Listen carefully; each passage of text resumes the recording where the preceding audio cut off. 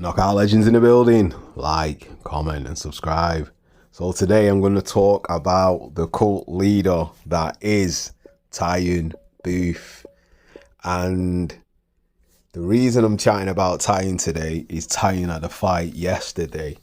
And it was on, I think it's British white collar boxing, basically. So he's not fought since 2017 professionally, and the last fight he fought was with Marcus Morrison, and that was a 4-rounder. So Tyan is a YouTuber, as everyone well knows. He says some controversial things. He's a bit of a character as well, larger than life, and he is funny. He's an actual funny guy, and his videos are legendary because some of the ways he puts his creative style together in his videos, it's kind of created a following. He's got like, I think, over 20,000 followers. But not just that, he's influenced a lot of other boxing YouTubers as well. But is it Boxing Basement Boxing? I can't remember. Triple B, the guy to call the guy, and a few other guys as well. I'm not even gonna lie. He's influenced possibly even myself, because I've listened to a few of Tyan's stuff, and he's actually funny. He's a funny guy, and he's creative, and a lot of stuff what he says is actually kind of poetic and kind of true. There is a bit of truth to it, but I think sometimes he goes a bit too far, and I think in some aspects he pushes it as much as he can with YouTube. But I think that's just how he is as a person. He'll try and push the boundaries, and I don't think there's anything wrong with that. Really, what I just actually thought is, if he wants to do the videos that he does and the way he does things, he maybe should move it to Rumble. You'd get a bit more leeway and a bit more freedom there to do a little bit more anyway. But back on track. Tyan has a professional record of 12 wins, 2 by KO, 11 defeats, 4 of them by KO, and 5 draws. The reason I'm bringing up his record is because, again, it doesn't really do him credit, his record, because if you look through his record and who he's fought and how he started his career, he fought, he's from the Ingle gym, obviously, as you know. His trainer's Dominic Ingle, but obviously I think when he was alive, Brendan Ingle trained him as well. But like, if you look through his record, he's had I think he's had 5 10-round fights. Now, if you know Tyan, he explains why boxing's so hard for a normal, everyday guy, and like how you have to kind of take it, dedicate yourself to it, but you have to have, I think, money and have backing and have people to support you. Now, when I was watching the fight yesterday with the guy that he fought yesterday, he didn't seem to have anyone in his corner.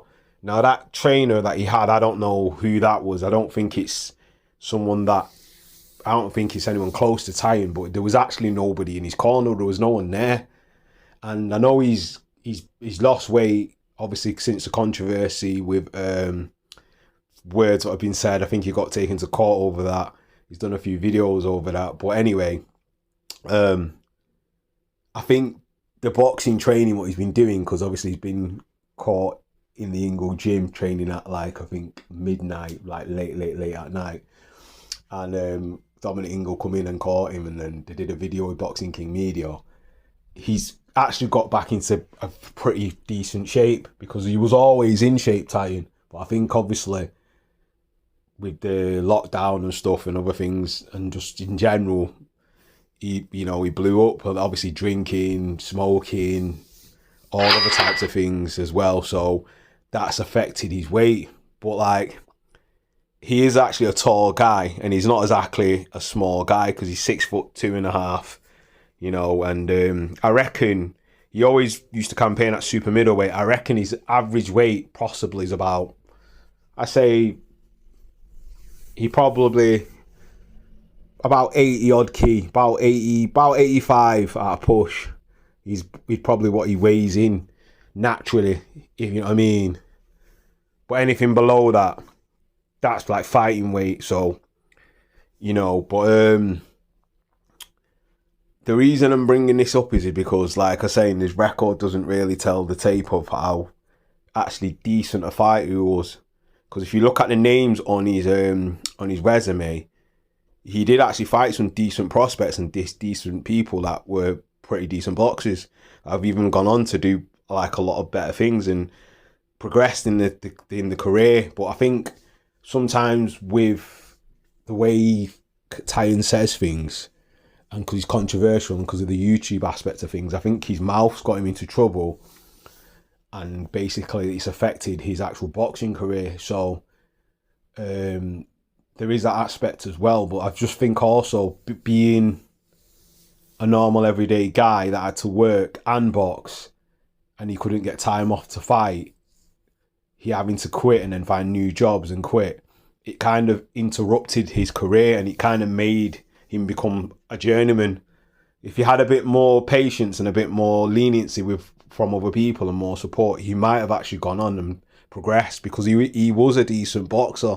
Because like if I mention certain fights that he's had, like for example, there's a few fights, one where he was disqualified with Cello Rendo, and that was a 10-round fight, and basically it was for infringements, but like both boxers had been causing infringements in the fight, and basically Rendo required 25 stitches for an injury caused by a headbutt. But like, I think what it is with Tyan as well, when he gets wound up, if you do dirty stuff, he does it back to you.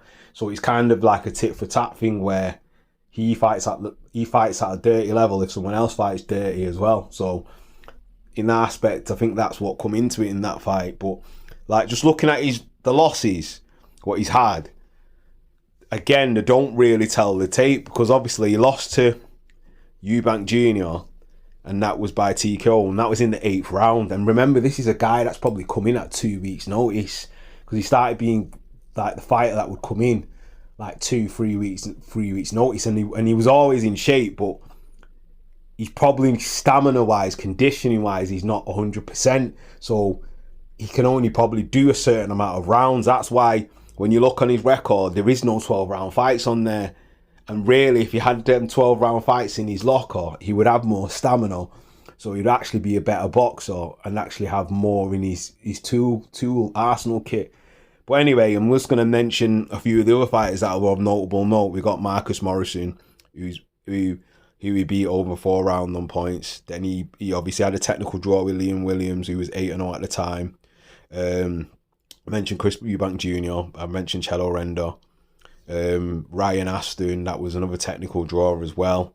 See, the 5 draws that are on his resume as well, they don't actually tell the stories. You know, a lot of it's to do with headbutts, clashes, you know, eyes getting caught and things like that. So they become a technical draw. So, you know, again, it's just, I think it's a bit of bad luck, and just because like the way certain fighters fight, the fight proper like rugged, that happens when they're coming together. But Tyan is actually, because he's from the Ingle Gym, he's actually good at spoiling fights and holding and knowing how to basically see his way through a fight if he's tired or his stamina's gone, you know what I mean? But anyway, the reason I bring all this up is because, like, coming back to the fight that he had against Kyle Charles, it was a 4-rounder, 2 minutes fights, and it was for the British county white collar boxing title. And I think it's at middleweight, because he weighed in at 70. I think he was 78 key for the fight. But anyway, it was all a white collar boxing affair, and I didn't watch all the fights. I watched a few of them, but like, it is what it is. I've got nothing really bad I can say about it. It's just white collar boxing. But anyway, when he went into the ring, and in the first round, Tyan was actually boxing pretty decent against his opponent, who is I think he's 23-3, and the guy that he was fighting with obviously looks a bit younger, and he looked like he had stamina and he could box. He could box on the back foot, but Tyan was using his jab, and basically establishing distance. And then coming near to the end of the last 2 minutes, the guy caught him with a good right backhand. And I think it hurt Tyan, so he quickly used his brain and grabbed hold and held on and spoiled. Then obviously when we were in the clinch, punches got thrown, the referee split them apart, then that round's ended. Then he sat down in the corner with his with whoever his second was. Where the second was just bleating in his ear. And you could tell Tyan was trying to focus, but he looked tired. He looked already tired, and that's just 2 minutes.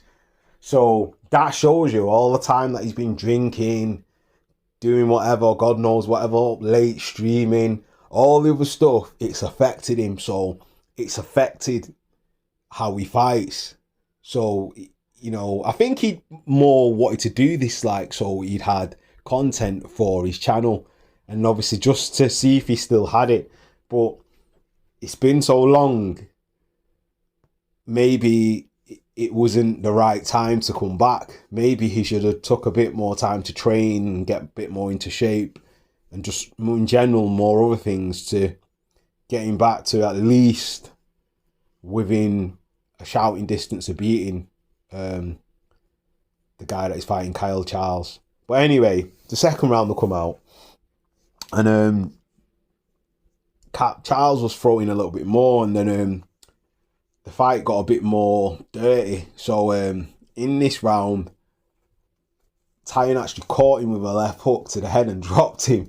The guy jumped up and then carried on fighting and managed to hold on to Tyan. But the referee at that point should have given him a count. Now, because it's white collar boxing, I get it. It's not real professional boxing.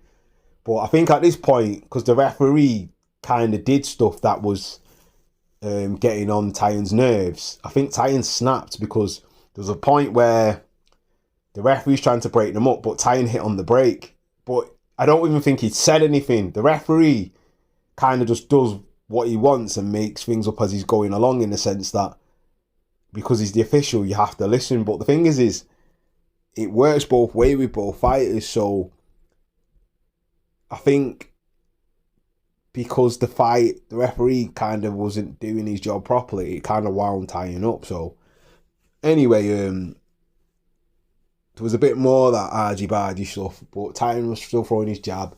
But the fight kept getting stopped more than once in the round. So both fighters were getting chances to recover, while the referee was telling other fighters off, because he was telling Tyan off and then going to his corner and telling him off, saying if he keeps doing that again, I don't know if he's going to take a point off or whatnot. But because it's only a 2 minute fight, you can't keep stopping the fight like that. Let them fight. It's, you know, it's white collar boxing. If it turns into a scrap, let it turn into a scrap.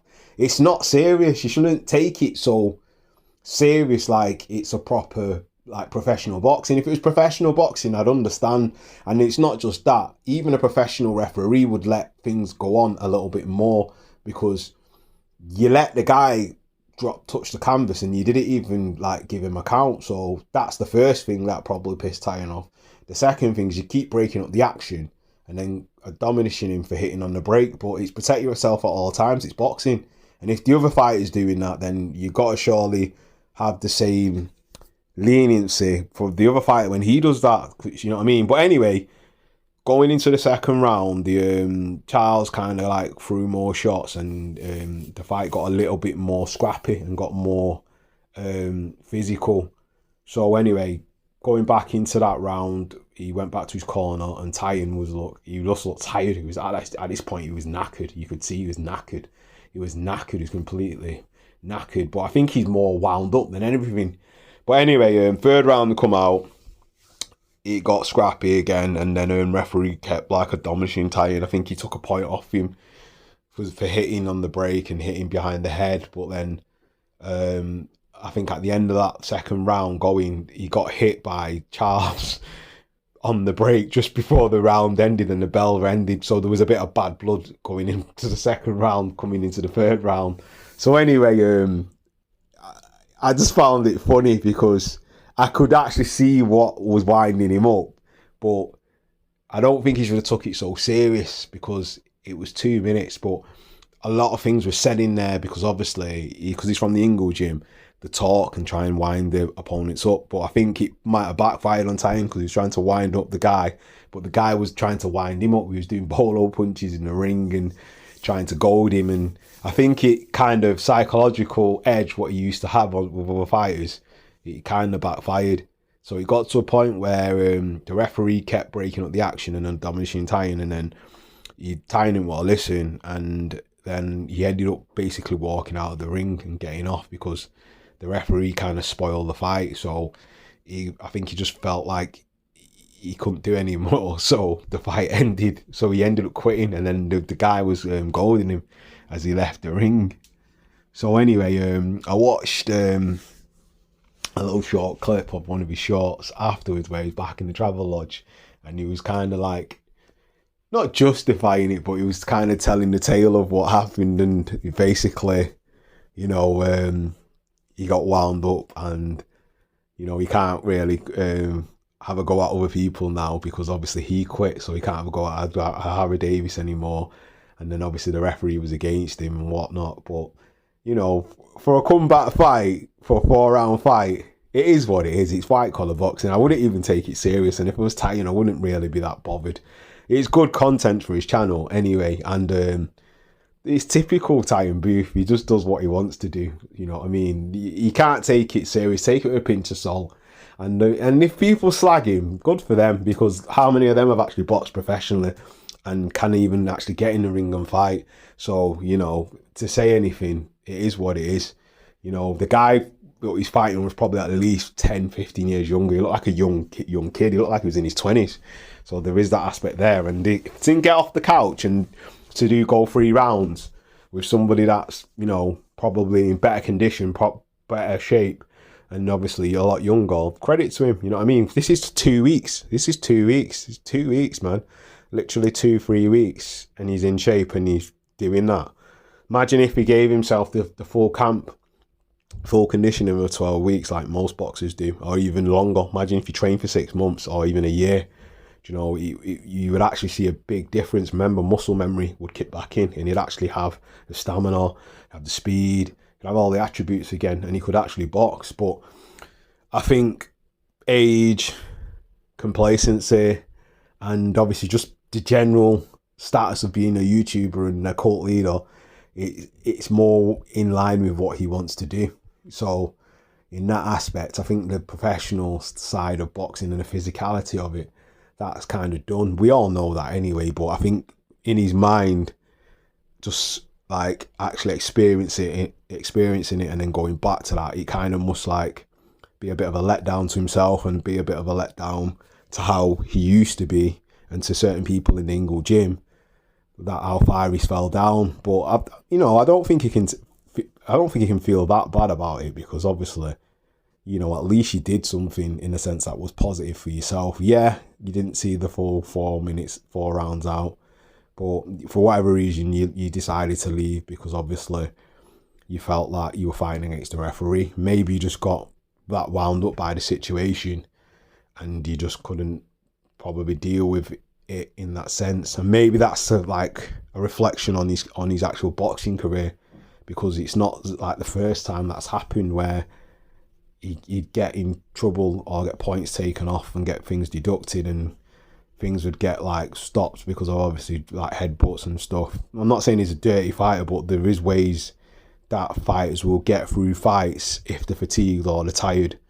But anyway, it was spectacular and it was good to watch as a YouTuber. So anyway, tell me what you think about it. Like, comment and subscribe. And that is another one from Knockout Legends. Peace. Big up, Tyan.